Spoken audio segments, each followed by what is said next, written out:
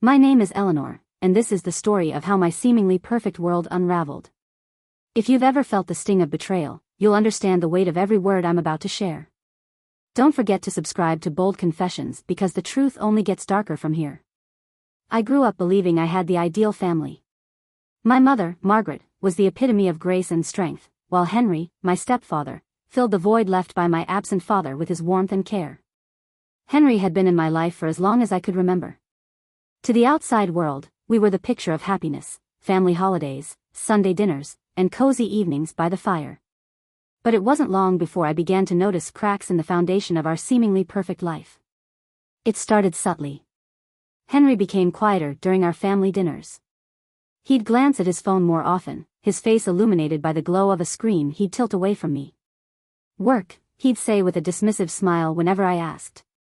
At first, I didn't think much of it. After all, Henry was a successful architect, and his job often demanded his attention. But something about his sudden aloofness made me uneasy. One night, while we were clearing the table after dinner, Henry left his phone unattended on the counter. A notification lit up the screen, and my eyes involuntarily caught the preview of a message. "I can't stop thinking about last night." V. My heart skipped a beat. Who was V? And what was it about last night that couldn't be forgotten?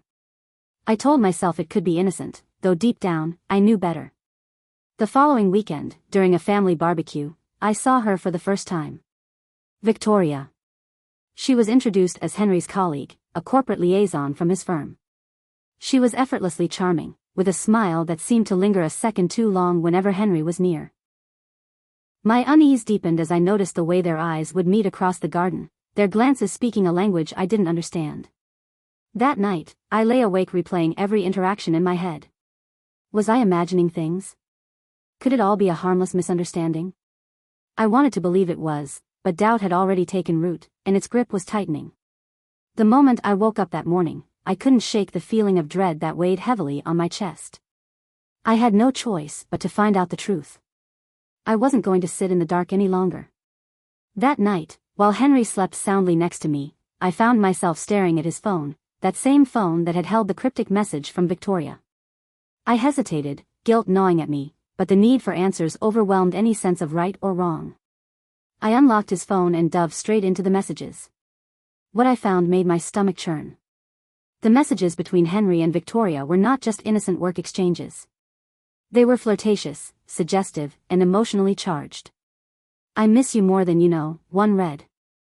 "Last night was perfect, can't wait to see you again," another one followed. My hands trembled as I scrolled through, each message confirming the worst of my fears. The boundaries they'd crossed felt like a knife twisting in my heart. Henry had always been my protector. He had stepped into my life when I was just a teenager, filling the void my father had left. He was the man who guided me, loved me in his own way, and made me feel safe. He had always been a father figure to me, someone I trusted implicitly. But now, seeing the messages between him and Victoria, I felt like I didn't know him at all. My mind couldn't reconcile the man I had adored with the one who was sending these flirtatious messages to another woman. The betrayal was suffocating, like a weight pressing down on me, and I had no idea how to process it. The very next day, Victoria came by to drop off some work files. I could feel my heartbeat quicken as she entered our home, her smile far too familiar, her presence too comfortable. She didn't even acknowledge me with the usual polite formalities. No, this time, she was too at ease. The way she greeted Henry, the way they laughed together, there was a closeness that stung. I watched them exchange inside jokes as if I wasn't even there, as if I didn't exist in their world.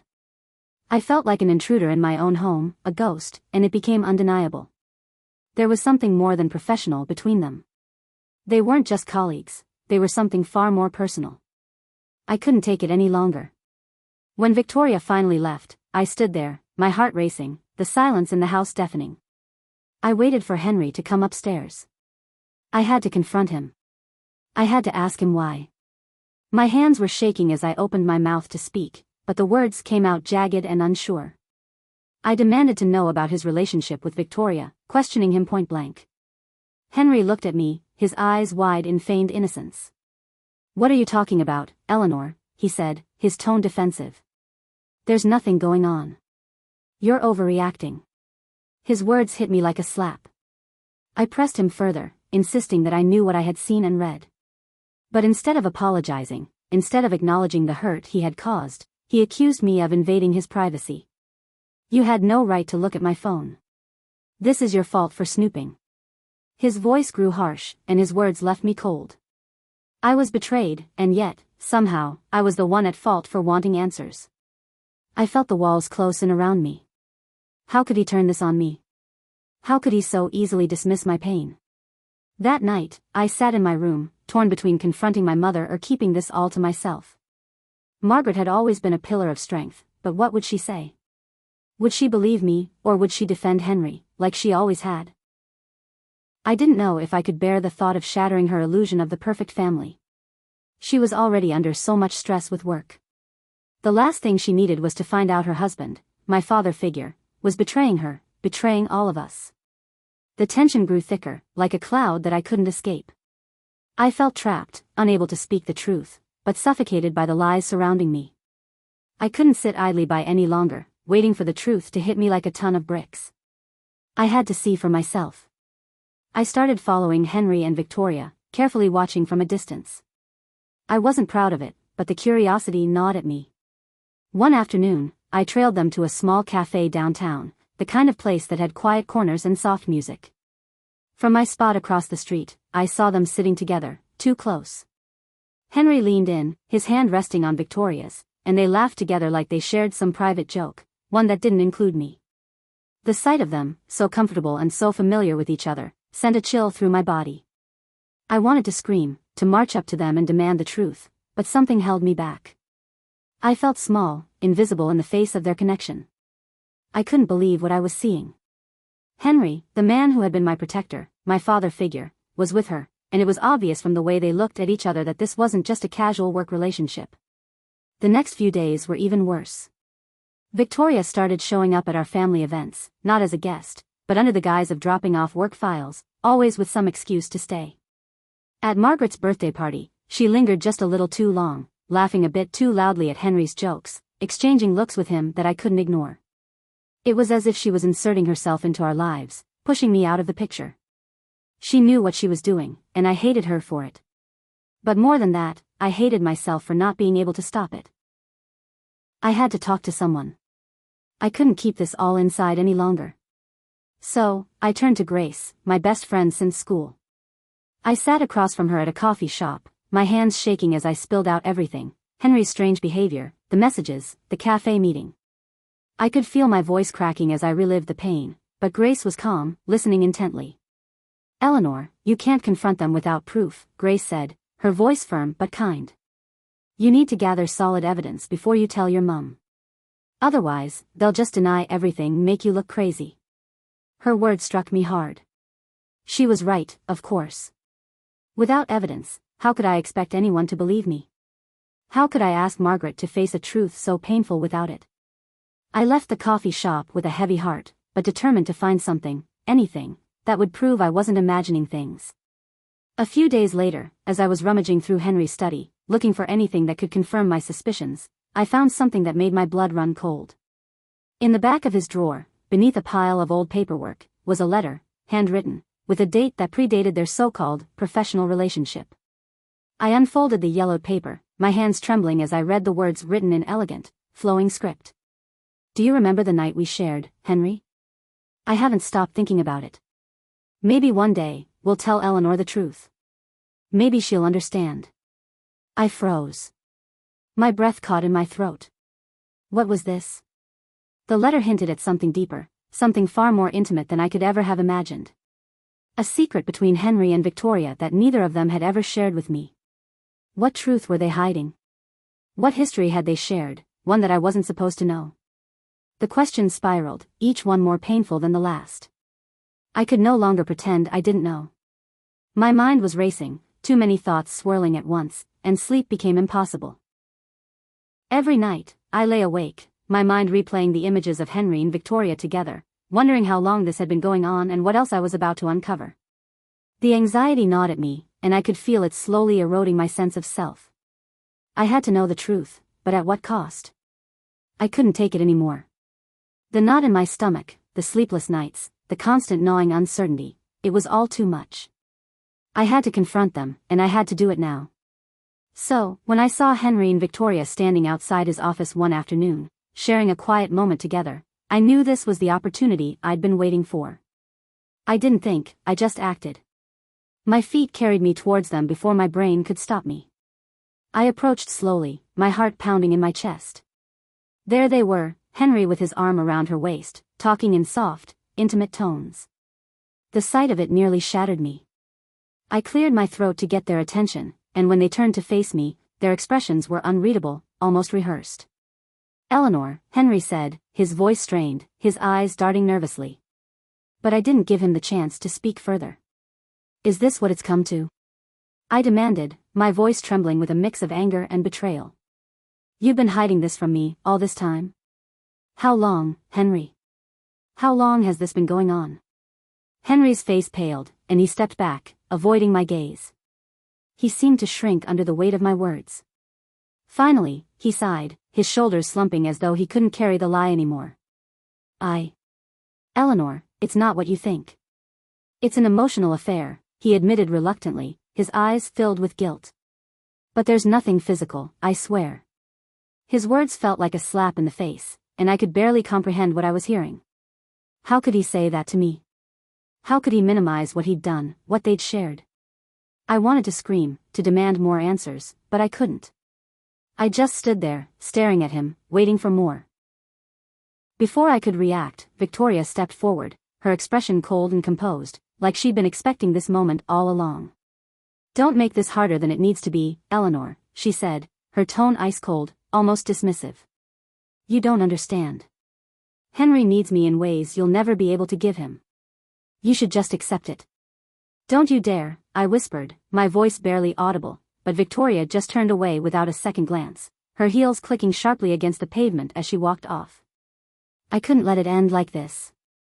Not without speaking to my mother. She had to know what was going on. But when I finally told her, when I poured out everything, Victoria, the affair, the lies, Margaret's reaction was not what I expected. "No," she said firmly, shaking her head. "You've misunderstood, Eleanor. There's nothing going on between them. They're just colleagues, nothing more." Her denial hit me like a punch to the gut. But that wasn't the end of it. No, it was only the beginning. I couldn't just leave it like that. If I had learned anything from this nightmare, it was that I had to keep searching. I needed answers, no matter what they cost. So I began digging deeper into Henry and Victoria's relationship, searching for anything that would make sense of the mess I found myself in. That's when I stumbled upon it, a photograph. It was old, faded, and buried in a box of keepsakes Henry had tucked away in the back of a closet. I pulled it out and stared at it, my heart racing. It was a photo of Henry, younger, and standing next to none other than Victoria. They were both smiling, laughing, standing so close to each other it was almost as though they shared a private joke. But what made my stomach churn was the date on the back of the photo. It was from before Henry and Margaret had even met.